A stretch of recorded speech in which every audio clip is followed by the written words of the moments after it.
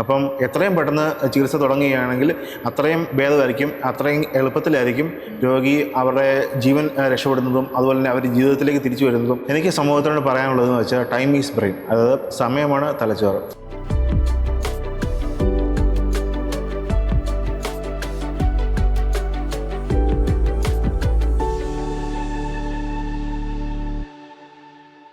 Welcome to life line plus.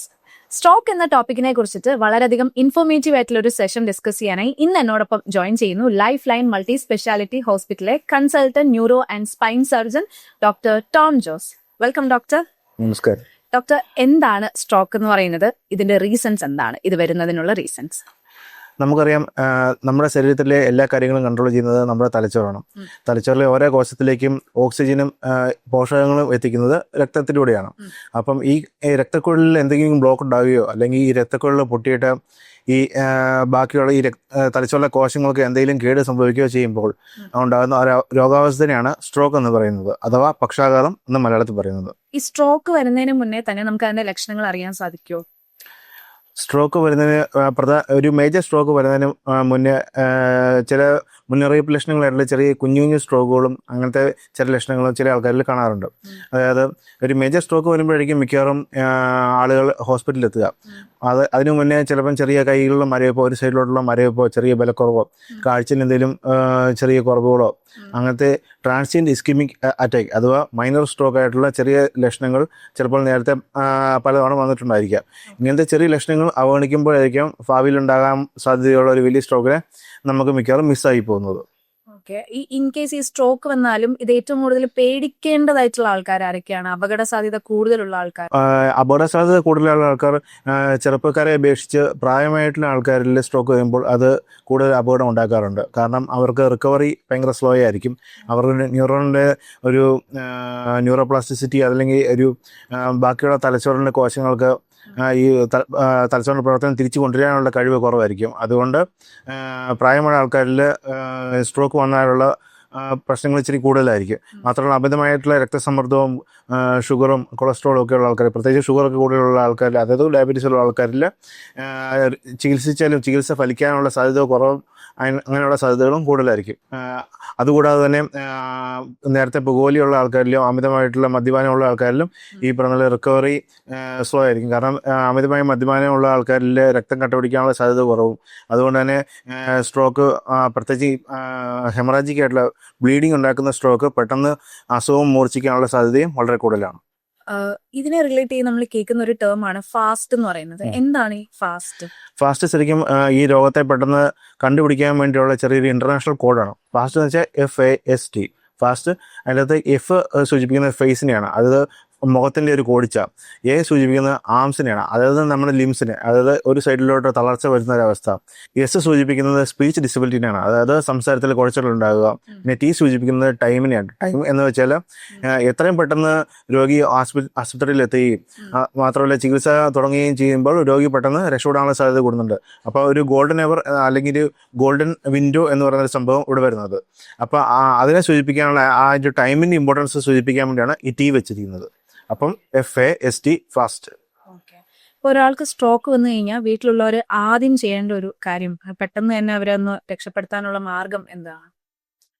ഒരു സ്ട്രോക്കിൻ്റെ ലക്ഷണങ്ങൾ എന്ന് പറഞ്ഞുകൊണ്ട് പൊതുവേ നമുക്ക് ഒരു രോഗിയെ വീട്ടിൽ കാണുമ്പോൾ മിക്കവാറും അദ്ദേഹം അബോധാവസ്ഥയിൽ കിടക്കുകയും മാത്രമല്ല ഒരു സൈഡിലോട്ട് ബലക്കുറവ്, സംസാരത്തിന് കുഴച്ചിൽ, ഛർദ്ദിച്ച് കിടക്കുന്ന അവസ്ഥ, അങ്ങനത്തെ ഒരു അവസ്ഥയിലായിരിക്കും മിക്കവാറും വീട്ടുകാരോ അല്ലെങ്കിൽ കൂട്ടുകാരോ ബന്ധുക്കാരോ രോഗിയെ വീട്ടിൽ വെച്ച് കാണുന്നത്. അങ്ങനത്തെ ഒരു അവസ്ഥയിൽ അദ്ദേഹത്തിനെ ഒരു നല്ലൊരു എയർ എക്സ്പോഷർ ഉള്ളൊരു സ്ഥലത്തോട്ട് മാറ്റി കിടത്തുകയും ഛർദിലുണ്ടെങ്കിൽ അത് ഒന്ന് ചെരിച്ച് കിടത്തി ഈ ഛർദിലോ അല്ലെങ്കിൽ നമ്മുടെ തുപ്പലോ നമ്മുടെ ലങ്സിലോട്ട് പോകുന്ന ഒരു അവസ്ഥയുണ്ട്, ആസ്പിറേഷൻ. അങ്ങനെ ഒരു സംഭവം ഉണ്ടായിക്കഴിഞ്ഞാൽ രോഗി പെട്ടെന്ന് മോശമാവുകയും ശ്വാസം കിട്ടാതെ മരണത്തിലേക്ക് പെട്ടെന്ന് പോകാനുള്ള സാധ്യതയുണ്ട്.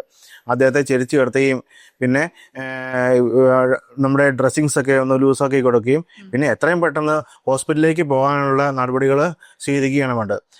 അതുപോലെ തന്നെ ഇതിപ്പോൾ ഒരു മേജർ സ്ട്രോക്കിൻ്റെ കാര്യമാണ് ഞാൻ പറഞ്ഞത്. ഒരു മൈനർ സ്ട്രോക്ക് പോലത്തെ ചെറിയ ഒരു ബലക്കുറവോ സംഭവങ്ങളോ അല്ലെങ്കിൽ ചെറിയൊരു കാഴ്ചക്കുറവോ അങ്ങനെയൊക്കെ തോന്നുന്ന ചെറിയൊരു അവസ്ഥയിൽ നമുക്ക് തന്നെ മനസ്സിലാവും എനിക്ക് സ്ട്രോക്ക് അടിച്ചിട്ടുണ്ടോ. അങ്ങനെയുള്ള ഒരവസ്ഥയിൽ നമ്മൾ തന്നെ പോകാതെ പെട്ടെന്നൊരു ഹെൽപ്പ് വിളിച്ച് എത്രയും പെട്ടെന്ന് നല്ല സൗകര്യങ്ങളുള്ള, അതായത് CT MRIയും ഈ പറഞ്ഞ പോലെ സർജിക്കൽ ഇൻ്റർവെൻഷനും പിന്നെ ന്യൂറോ ഇൻ്റർവെൻഷനൊക്കെ ഉള്ള ഒരു സൂപ്പർ സ്പെഷ്യാലിറ്റി ഹോസ്പിറ്റലിൽ തന്നെ പെട്ടെന്ന് എത്താനോ നമ്മൾ ശ്രമിക്കേണ്ടതാണ്. അതേപോലെ ഇതിന്റെ ചികിത്സാ സമയത്ത് ഇതിന് ഓരോ മിനിറ്റും വളരെയധികം പ്രധാനമാണെന്ന് പറയുന്നുണ്ട്. അതെന്തുകൊണ്ടാണ്? ഓരോ മിനിറ്റും നമ്മൾ ആദ്യമേ പറഞ്ഞ പോലെ തന്നെ സ്ട്രോക്കിലെ ഏറ്റവും ഇമ്പോർട്ടൻ്റ് ആയിട്ടുള്ള ചികിത്സ എന്ന് പറയുന്നത് എത്രയും പെട്ടെന്ന് രോഗീനെ ചികിത്സ തുടങ്ങുക എന്നുള്ളതാണ് ഏറ്റവും ഇമ്പോർട്ടൻ്റ് ആയിട്ടുള്ള കാര്യം. കാരണം ഒരു മിനിറ്റിൽ ഒരു 19 ലക്ഷത്തോളം തലച്ചോറിലെ കോശങ്ങൾ, ന്യൂറോൺസ് ആണ് നശിച്ചു പോകുന്നത്. അപ്പം എത്രയോ താമസിപ്പിക്കുന്നതോ അത്രയും കോശങ്ങൾ കൂടുതൽ നശിച്ചു പോകും. അപ്പം എത്രയും പെട്ടെന്ന് ചികിത്സ തുടങ്ങുകയാണെങ്കിൽ അത്രയും ഭേദമായിരിക്കും, അത്രയും എളുപ്പത്തിലായിരിക്കും രോഗി അവരുടെ ജീവൻ രക്ഷപ്പെടുന്നതും അതുപോലെ തന്നെ അവർ ജീവിതത്തിലേക്ക് തിരിച്ചു വരുന്നതും അവർക്കുണ്ടാകുന്ന മോർബിഡിറ്റീസ്, അതായത് ഡിസബിലിറ്റീസ് എത്രമാത്രം ഭാവിയിൽ ഉണ്ടാകും, ഈ സ്ട്രോക്ക് കാരണം ഉണ്ടാകുന്ന എത്രമാത്രം ഡിസബിലിറ്റീസ് ഭാവിയിൽ ഉണ്ടാകും, അത് എത്രമാത്രം കുറയ്ക്കാമെന്നുള്ളതൊക്കെ എത്രയും പെട്ടെന്ന് രോഗിനെ ചികിത്സ തുടങ്ങുന്നതനുസരിച്ചിരിക്കുക. അതുകൊണ്ടാണ് ഓരോ മിനിറ്റും ഇമ്പോർട്ടൻ്റ് ആണെന്ന് നമ്മൾ പറയുന്നത്.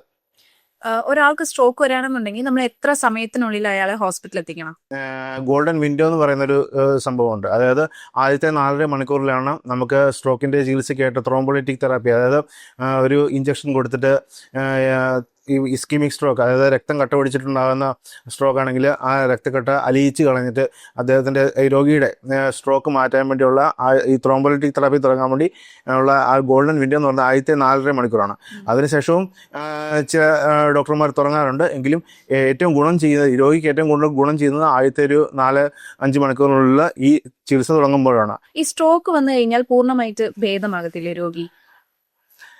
സ്ട്രോക്കിൽ എല്ലാ രോഗികളെയും നമുക്ക് ചിലപ്പം പൂർണ്ണമായും ഭേദമാക്കാൻ പറ്റണമെന്നില്ല. പക്ഷേ മിക്ക രോഗികളെയും നമുക്ക് പൂർണ്ണമായും ഭേദമാക്കാം ഇദ്ദേഹത്തിൻ്റെ ചികിത്സ എത്രമാത്രം നേരത്തെ തുടങ്ങാൻ പറ്റി എന്നത് ആശ്രയിക്കുന്നതനുസരിച്ച്.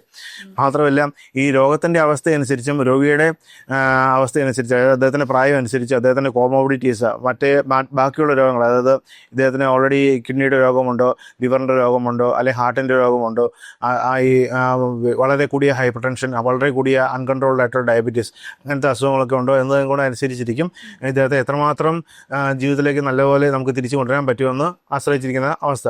മാത്രമല്ല സ്ട്രോക്ക് വരുമ്പോൾ നമ്മുടെ തലച്ചോറിൻ്റെ ഏത് ഭാഗത്തെയാണ് ഈ സ്ട്രോക്ക് ബാധിച്ചിരിക്കുന്നത് എന്നതിനും കൂടെ അനുസരിച്ചിരിക്കും നമുക്ക് ഇദ്ദേഹത്തിൻ്റെ തലച്ചോറിന് ഒത്തിരി പ്രധാനപ്പെട്ട ഭാഗമായിട്ടുള്ള ബ്രെയിൻ സ്റ്റെം പോലെയുള്ള ഒരു ഭാഗത്തൊക്കെയാണ് സ്ട്രോക്ക് വരുന്നതെങ്കിൽ വളരെ ബുദ്ധിമുട്ടോടെ നമുക്ക് രോഗിനെ ജീവിതത്തിലേക്ക് തിരിച്ചു വരിക. വളരെ കുറച്ച് ആൾക്കാർ മാത്രമേ ജീവിതത്തിലേക്ക് തിരിച്ചു വരത്തുള്ളൂ.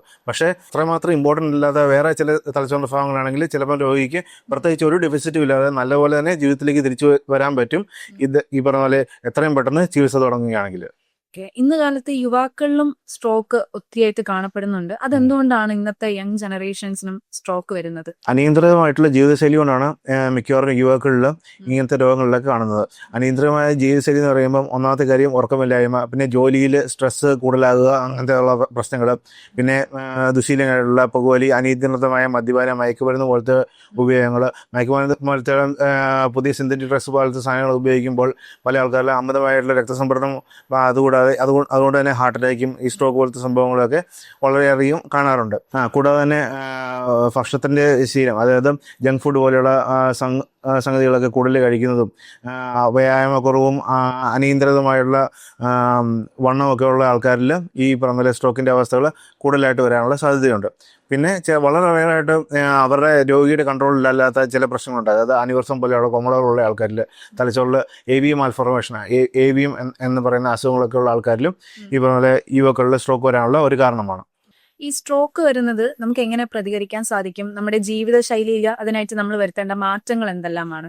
ഒരു ഭൂരിഭാഗം 80% സ്ട്രോക്കുകളും നമുക്ക് ജീവിതശൈലി മാറ്റങ്ങൾ കൊണ്ട് നമുക്ക് നിയന്ത്രിക്കാൻ സാധിക്കും. അതായത് മുമ്പ് പറഞ്ഞ പോലെ എന്തൊക്കെയാണ് കാരണങ്ങൾ, ആ കാരണങ്ങൾ ഒഴിവാക്കുക എന്നുള്ളതാണ് ഈ സ്ട്രോക്ക് വരാനുള്ള സാധ്യത കുറയ്ക്കാനുള്ള നമ്മൾ ചെയ്യേണ്ട കാര്യങ്ങൾ. ഡോക്ടർ, ഒരിക്കൽ സ്ട്രോക്ക് വന്നിട്ടുള്ളവരാണെന്നുണ്ടെങ്കിൽ പിന്നെ അത് വരാതിരിക്കാനായിട്ട് അവർ എന്തൊക്കെ മുൻകരുതലുകളാണ് എടുക്കേണ്ടത്? നേരത്തെ സ്ട്രോക്ക് വന്ന രോഗികൾ മിക്കവാറും ഡോക്ടറുടെ നിർദ്ദേശപ്രകാരം കുറച്ച് മരുന്നുകൾ കഴിക്കുന്നുണ്ടായിരിക്കും. മിക്കവാറും ബ്ലഡ് തിന്നേഴ്സായിട്ട് രക്തം അലിയിക്കാനുള്ള മരുന്നുകൾ, പിന്നെ ഫിറ്റ്സ് വരാതിരിക്കാനുള്ള മരുന്നുകൾ, ഷുഗറും പ്രഷറും കൊളസ്ട്രോളും ഒക്കെ കൺട്രോൾ ചെയ്ത് വെക്കാനുള്ള മരുന്നുകൾ കഴിക്കുന്നുണ്ടായിരിക്കും. ഇവ കറക്റ്റായിട്ട് കഴിക്കുക. മാത്രമല്ല ഡോക്ടറിൻ്റെ നിർദ്ദേശത്തോടെ കൂടി മാത്രം ഇത് കുറയ്ക്കാനാണെങ്കിൽ കുറയ്ക്കുക, അല്ലാതെ സ്വയമായി കുറയ്ക്കുന്ന ഒരു പരിപാടി ഒഴിവാക്കുക. പിന്നെ മാത്രമല്ല ഷുഗറും പ്രഷറും കൊളസ്ട്രോളും കുറയ്ക്കാൻ വേണ്ടി ജീവിതശൈലിയിലുള്ള കുറച്ച് വ്യത്യാസങ്ങൾ, അതായത് കറക്റ്റ് സമയത്ത് ഉറങ്ങുക, വ്യായാമം ചെയ്യുക, നമ്മുടെ അമിതമായിട്ടുള്ള ഭാരം കുറയ്ക്കാനുള്ള ആയിട്ടുള്ള എക്സസൈസുകളും കാര്യങ്ങളും ചെയ്യുക, അങ്ങനത്തെ കാര്യങ്ങളൊക്കെ ചെയ്ത് ഈ സ്ട്രോക്ക് വരാനുള്ള സാധ്യതകൾ കുറയ്ക്കേണ്ടതാണ്.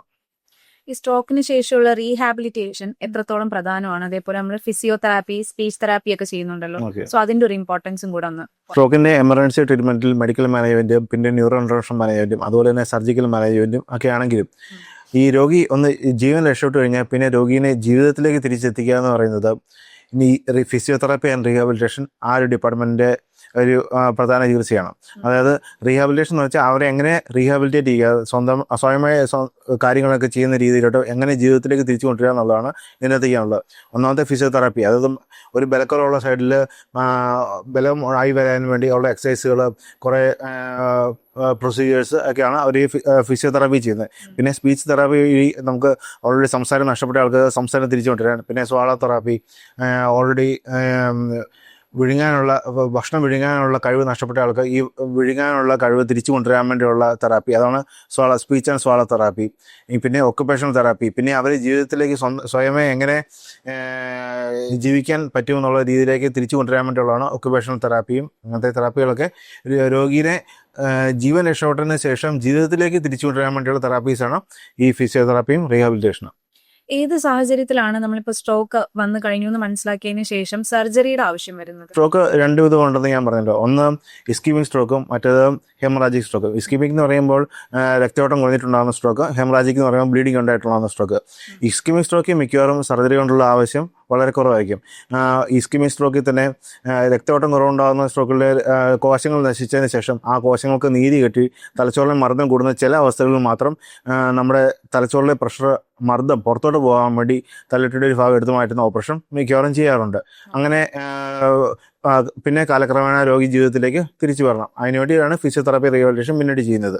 അതുപോലെ തന്നെ ഹെമറാജിക് സ്ട്രോക്ക്, അതായത് രക്തസ്രാവം ഉണ്ടാകുന്ന സ്ട്രോക്കുകളിൽ, പ്രത്യേകിച്ചും ചെറിയ രക്തസ്രാവമുള്ള സ്ട്രോക്കുകളിൽ സർജറിയോ ഒന്നും ആവശ്യമില്ലായിരിക്കും. മരുന്നുകൾ കൊണ്ടും ഈ തലച്ചോറിന് നീർക്കെട്ട് കുറയ്ക്കാനുള്ള മരുന്നുകൾ കൊണ്ടുമൊക്കെ രോഗീനെ പയ്യെ ജീവിതത്തിലേക്ക് തിരിച്ചു കൊണ്ടുവരാം. പക്ഷേ ഒരളവിൽ കൂടുതൽ വലിയ ഒരു രക്തക്കെട്ട ഉണ്ടാകുന്ന ഒരു സ്ട്രോക്ക് ആണെന്നുണ്ടെങ്കിൽ തലച്ചോറിലെ മർദ്ദം കൂടി രോഗി പെട്ടെന്ന് മരണത്തിലേക്ക് പോകാം. ലൈഫ് ലൈൻ ഹോസ്പിറ്റലിൽ സ്ട്രോക്ക് രോഗികൾക്കായിട്ടുള്ള അടിയന്തര ചികിത്സാ രീതികൾ എന്തൊക്കെയാണ് പ്രൊവൈഡ് ചെയ്യുന്നതെന്ന് പറയാമോ? സ്ട്രോക്കിൻ്റെ ലക്ഷണങ്ങളോടുകൂടി കൂടി ഒരു രോഗി ലൈഫ് ലൈൻ ഹോസ്പിറ്റലിൽ എത്തുകയാണെങ്കിൽ എമർജൻസി റൂമിൽ എമർജൻസി ഫിസിഷ്യൻ അദ്ദേഹത്തെ കാണുകയും അദ്ദേഹത്തെ രോഗത്തിൻ്റെ അവസ്ഥ അനുസരിച്ച് അദ്ദേഹത്തെ ട്രയാഷ് ചെയ്യുകയും ഒത്തിരി സീരിയസ് ആയിട്ടുള്ള ഒരു രോഗിയാണെന്നുണ്ടെങ്കിൽ ആവശ്യമുണ്ടെങ്കിൽ ഇൻഡിബേഷൻ പോലെയുള്ള എമർജൻസി ചികിത്സകളും പിന്നെ മരുന്നുകൾ, അതായത് ഫിറ്റ്സ് പോലെയുള്ള മരുന്നുകളും ഈ ബ്ലഡ് തിന്നേഴ്സ് ആവശ്യമുണ്ടെങ്കിൽ അങ്ങനത്തെ മരുന്നുകൾ, തലച്ചോറിലെ മർദ്ദം കുറയ്ക്കാൻ വേണ്ടിയുള്ള ആൻറ്റിഡീമ മെഷേഴ്സ് ആയിട്ടുള്ള മരുന്നുകൾ, അങ്ങനത്തെ സംഭവങ്ങളൊക്കെ കൊടുത്ത് രോഗിക്ക് പെട്ടെന്ന് മരണത്തിലേക്ക് പോകാതിരിക്കാൻ വേണ്ടിയുള്ള കാര്യങ്ങളൊക്കെ അങ്ങനത്തെ മരുന്നുകളൊക്കെ കൊടുക്കുകയും പിന്നെ അതിനുശേഷം ഇമേജിങ് ഫെസിലിറ്റീസ് എല്ലാം നമുക്കിവിടെ നല്ലപോലെ അവൈലബിൾ ആണ്. 120 ലൈറ്റ് CT സ്കാനും 3 ടെസ്റ്റിലെ MRI ഒക്കെ നമുക്കിവിടെ അവൈലബിൾ ആണ്. അങ്ങനത്തെ അത്യാധുനിക ഫെസിലിറ്റീസ് വഴി ഈ സ്ട്രോക്കിൻ്റെ ഏത് തരം സ്ട്രോക്കാണ്, അത് ഹെമറാജിക് ആണോ ഇസ്കീമിക് ആയിട്ടുള്ള, അതായത് രക്തയോട്ടം കുറഞ്ഞിട്ടുള്ളതാണോ രക്തസ്രാവം ഉണ്ടായിട്ടുള്ള സ്ട്രോക്കാണോ എന്നുള്ളതൊക്കെ നമ്മൾ മനസ്സിലാക്കി എടുത്തിട്ട് ഇദ്ദേഹത്തിന് മെഡിക്കൽ മാനേജ്മെൻ്റ് ആണോ ന്യൂറോ ഇൻ്റർവെൻഷൻ മാനേജ്മെൻ്റ് ആണോ അത് സർജിക്കൽ മാനേജ്മെൻറ്റ്, അതായത് ഡീകംപ്രഷൻ ക്രേനിയോട്ടമിയോ അല്ലെങ്കിൽ ക്രേനിയോട്ടമി, അതായത് ബ്ലീഡിങ് എടുത്ത് കളയേണ്ട അങ്ങനത്തെ സർജിക്കൽ വെള്ളം വേണ്ട ഒരു രോഗിയാണെന്ന് മനസ്സിലാക്കി പെട്ടെന്ന് തന്നെ ഐസിയിലോട്ട് മാറ്റുകയും ആവശ്യമുണ്ടെങ്കിൽ കാഷ്വാലിറ്റിയിൽ നിന്ന് തന്നെ നേരെ ഓപ്പറേഷൻ തിയേറ്ററിലോട്ട് മാറ്റുകയും ഈ ഓപ്പറേഷൻ ചെയ്യാനുള്ള എല്ലാ സൗകര്യങ്ങളും അത്യാധുനിക മൈക്രോസ്കോപ്പ് ന്യൂറോ നാവിഗേഷൻ ഫെസിലിറ്റീസ് എല്ലാം നമുക്കിവിടെ അവൈലബിൾ ആണ്. അതുകൂടാതെ തന്നെ ഫിസിയോതെറാപ്പി ആൻഡ് റീഹാബിലിറ്റേഷൻ നമ്മുടെ ഡിപ്പാർട്ട്മെൻറ്റ് വളരെ സജ്ജമാണ്. അദ്ദേഹത്തിൻ്റെ ഫിസിയോതെറാപ്പി, സ്പീച്ച് തെറാപ്പി, സോളാനിക് തെറാപ്പി, അതുകൂടാതെ തന്നെ ഒക്കുപേഷൻ തെറാപ്പി എല്ലാ സൗകര്യങ്ങളും നമുക്കിവിടെ സജ്ജമാണ്. അദ്ദേഹത്തെ ജീവിതം രക്ഷിക്കുന്ന പോലെ തന്നെ അദ്ദേഹത്തെ ജീവിതത്തിലേക്ക് തിരിച്ചു കൊണ്ടുവരാനും നമുക്കിവിടെ സാധിക്കും. ഓക്കെ, ഇനി എൻ്റെ ലാസ്റ്റ് ക്വസ്റ്റ്യൻ എന്ന് പറയുന്നത് ഈ ഒരു സ്ട്രോക്കിനെ കുറിച്ചിട്ട് സമൂഹം അറിഞ്ഞിരിക്കണം അല്ലെങ്കിൽ സൊസൈറ്റിയിലുള്ള ആൾക്കാരെ ഇതിനെക്കുറിച്ച് അവെയർ ആയിട്ടിരിക്കണം എന്ന് കരുതി ഡോക്ടറിന് പറയാൻ ആഗ്രഹിക്കുന്ന ഒരു മെസ്സേജ് ഒന്ന് ഷെയർ ചെയ്യാമോ? എനിക്ക് സമൂഹത്തിനോട് പറയാനുള്ളതെന്ന് വെച്ചാൽ ടൈം ഈസ് ബ്രെയിൻ, അതായത് സമയമാണ് തലച്ചോറ്. അതായത് ഈ ഒരു സ്ട്രോക്ക് പോലത്തെ ഒരു പക്ഷാഘാതം, ഈ നമ്മളെ പേടിപ്പിക്കുന്ന ഒരു വാക്കാണ് പക്ഷാഘാതം അഥവാ സ്ട്രോക്ക്. ഇത് ഒരു വിധിയല്ല, നമുക്ക് ഇതൊരു രോഗം മാത്രമാണ്. എത്രയും പെട്ടെന്ന് ഈ രോഗത്തിനുള്ള ചികിത്സ തുടങ്ങുന്നു, എത്ര മാത്രം ഫെസിലിറ്റീസോ എത്രമാത്രം സൗകര്യങ്ങളുള്ള നല്ലൊരു ഹോസ്പിറ്റലിലെത്തി ആ ചികിത്സ തുടങ്ങാൻ പറ്റുന്നത് അതനുസരിച്ചിരിക്കും ഇദ്ദേഹം ഭാവിയിൽ ജീവിക്കുകയോ എത്രമാത്രം നല്ലപോലെ ജീവിതത്തിലേക്ക് തിരിച്ചു വരാൻ പറ്റും എന്നുള്ള കാര്യങ്ങളൊക്കെ. അതുകൊണ്ട് എത്രയും പെട്ടെന്ന് നല്ല സൗകര്യങ്ങളുള്ള ഒരു ഹോസ്പിറ്റലിലെത്തി ചികിത്സ തുടങ്ങേണ്ടത് അത്യന്താപേക്ഷിതമാണ്. ഐ തിങ്ക് സ്ട്രോക്കിനെ കുറിച്ചിട്ട് ഇൻഫർമേഷൻ സീക്കാനുള്ള ആൾക്കാർക്ക് വളരെയധികം ഇൻഫോർമേറ്റീവ് ആയിട്ടുള്ള ഒരു സെഷനാണ് ഡോക്ടർ ഇപ്പം നമ്മളായിട്ട് ഷെയർ ചെയ്തത്. Thank you so much doctor for sharing this. Thank you.